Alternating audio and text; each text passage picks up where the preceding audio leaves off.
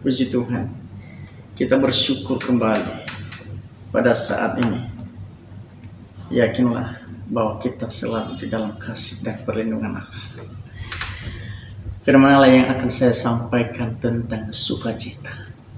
Siapa sih di antara kita yang tidak rindu hidupnya dipenuhi oleh sukacita, dipenuhi oleh ketenangan, dipenuhi dengan damai sejahtera?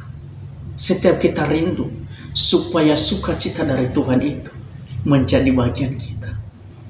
Nah, bersukacita bukanlah sekedar anjuran, melainkan itu memang perintah Tuhan. Kalau kita melihat di dalam Filipi pasal keempat ayat keempat, dia berkata, bersukacitalah senantiasa di dalam Tuhan. Sekali lagi kukatakan, bersukacitalah senantiasa di dalam Tuhan. Nah, di dalam ayat ini saudara, bahwa Paulus menyampaikan firman ini disampaikan kepada jemaat yang ada di Filipi. Ada apa dengan jemaat yang ada di Filipi pada saat itu? Orang-orang yang ada di dalam Tuhan. Tapi ketika mulai ada satu masalah, ketika mulai ada satu persoalan, mereka mulai kehilangan semangat hidup. Mereka mulai kehilangan sukacita. Oleh karena itu, Paulus menulis surat ini. Paulus menyampaikan kepada jemaat di Filipi agar mereka tetap bersukacita walaupun mereka sedang berada di dalam persoalan. Kita tahu bersama bahwa Paulus menulis surat ini di saat dia berada di dalam penjara. Bayangkan kalau seandainya orang yang ada di penjara,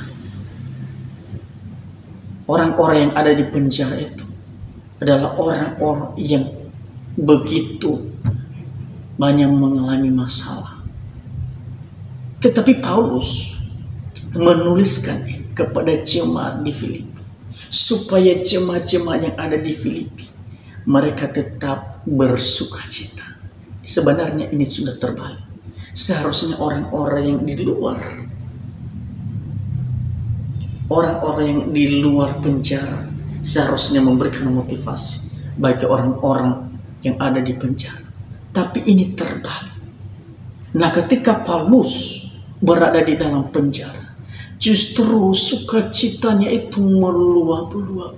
Sukacita Paulus itu bukan datangnya dari dunia ini, tapi sukacita Paulus itu datangnya dari Tuhan. Karena kita tahu bahwa sukacita yang ada di dunia ini itu sirna dan sementara. Tapi sukacita yang kita miliki saat ini adalah sukacita dari Tuhan. Sehingga ketika ada persoalan, masalah yang terjadi dalam hidup ini, tidak mudah kita putus asa. Kenapa? Karena ada sukacita yang tidak pernah habis-habis di dalam setiap kehidupan kita. Makanya dia berkata tadi, bersukacitalah senantiasa. Kata senantiasa itu selalu. Dan kata selalu itu artinya bahwa bukan hanya pada saat kita bahagia, tapi di saat kita berada di dalam tekanan, berada di dalam persoalan, tetap kita harus bersukacita di dalam Tuhan.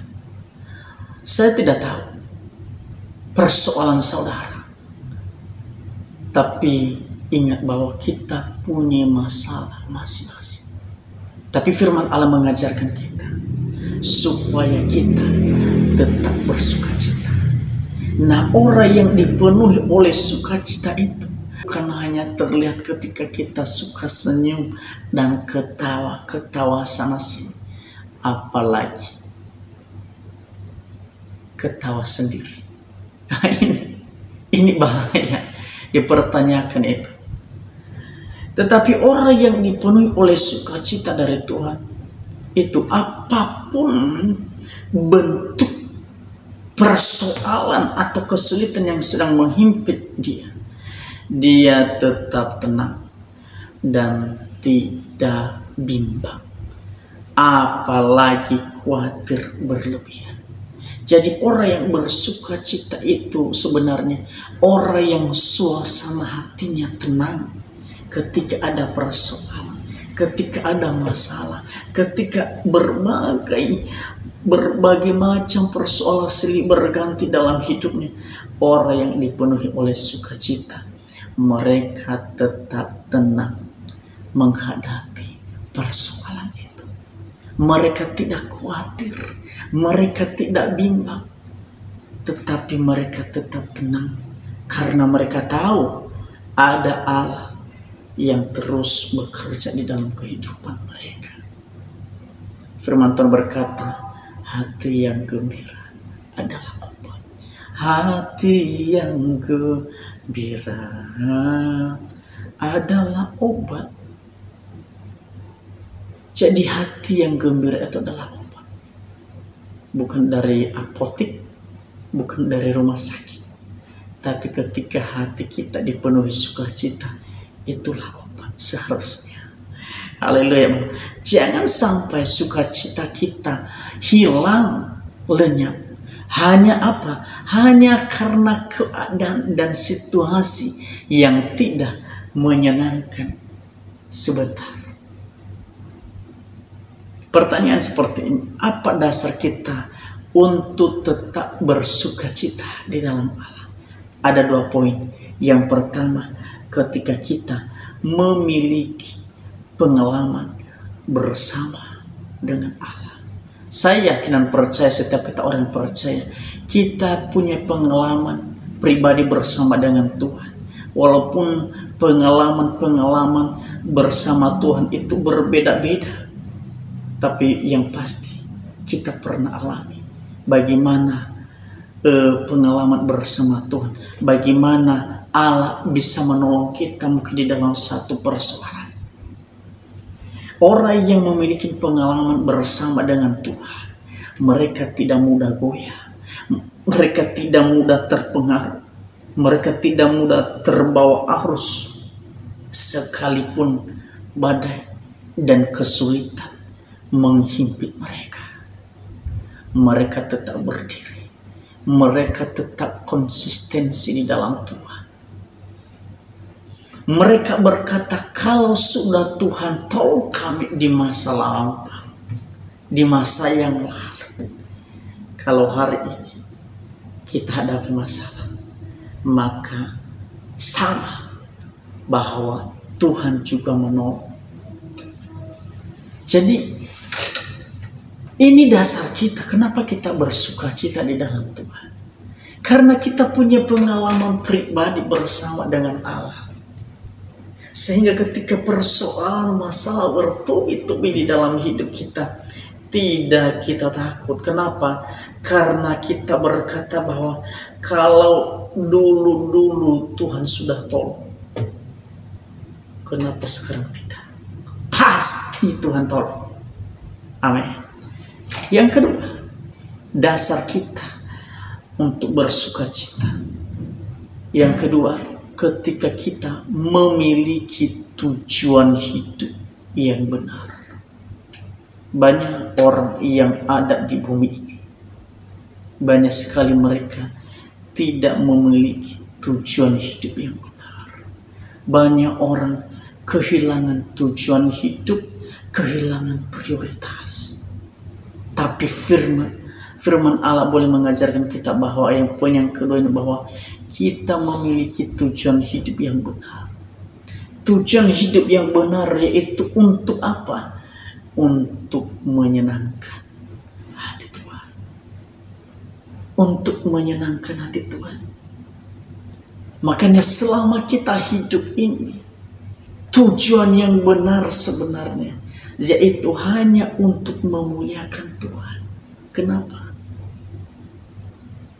Karena apa yang Tuhan buat dalam hidup kita adalah selalu baik.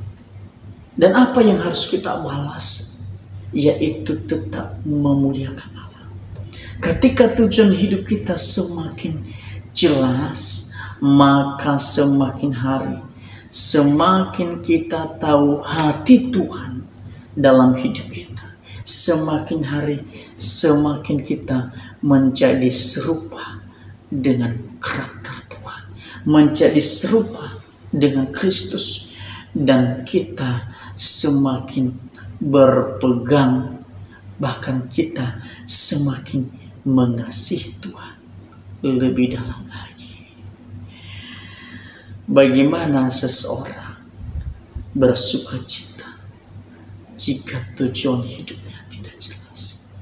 Tidak mungkin orang bisa sukacita kalau hidupnya tidak jelas tujuan hidupnya. Nah, orang yang bersukacita adalah orang-orang yang punya tujuan hidup yang jelas. Puji Tuhan, melalui kebenaran firman Tuhan ini, saudara dimanapun saudara berada, jangan sampai kehilangan sukacita ketika kita berada di tengah persoalan. Tetapi melalui dua hal ini, yang pertama, dasar kita untuk tetap bersukacita yang pertama, karena kita punya pengalaman pribadi bersama Tuhan di masa lampau bahkan sampai detik ini. Dan yang kedua, kita punya tujuan hidup yang benar, yaitu untuk menyenangkan Tuhan. Tuhan berkati kita semua.